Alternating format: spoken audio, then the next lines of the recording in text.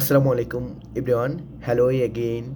আজকে আমরা যে বিষয়টা নিয়ে আলোচনা করব সেটা হচ্ছে সাবজেক্ট।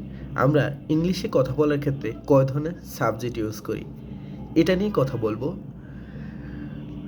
প্রথমে আমরা যে সাবজেক্টটা ইউজ করি সেটা হচ্ছে আই। আই মানে কি? আমি। তারপর ইউজ করি উই। উই মানে কি? আমরা।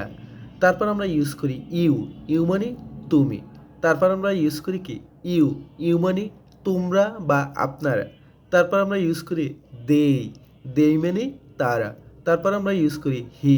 হি মানে সে বা তিনি, এটা পুরুষদের ক্ষেত্রে। তারপর আমরা ইউজ করি শি। শি মানে সে বা তিনি, এটা হচ্ছে মেয়েদের ক্ষেত্রে।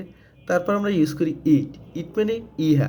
তারপর আমরা ইউজ করি না, যে কোনো নাম, সেটা হতে পারে রানা, হতে পারে সেটা পিয়াল, হতে পারে মাই ফাদার, হতে পারে মোবাইল, হতে পারে যে কোনো নাউন আমরা সাবজেক্ট হিসেবে ইউজ করি। আমরা মোট 9 ধরনের সাবজেক্ট ইউজ করি। আই, উই, ইউ, দেই, হি, শি, ইট, এনি নেম। সুতরাং হচ্ছে আমরা এই 9 ধরনের সাবজেক্টের বাহিরে কোনো সাবজেক্ট আমরা ইউজ করি না।